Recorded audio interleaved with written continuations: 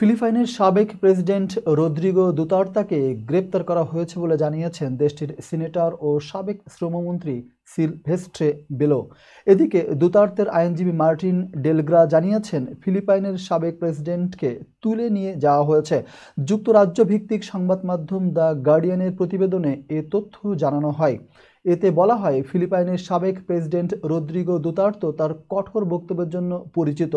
কিছুদিন আগে তিনি হংকংয়ে যান, সেখান থেকে আজ মঙ্গলবার ফিলিপাইনে ফেরেন তিনি। স্থানীয় গণমাধ্যমের প্রতিবেদনে বলা হয়, মানবতা বিরোধী অপরাধের সঙ্গে জড়িত থাকার দায়ে গ্রেপ্তার হয়েছেন দুতার্তে। ক্ষমতায় থাকার সময় মাদক বিরোধী যুদ্ধ ঘোষণা করেছিলেন তিনি।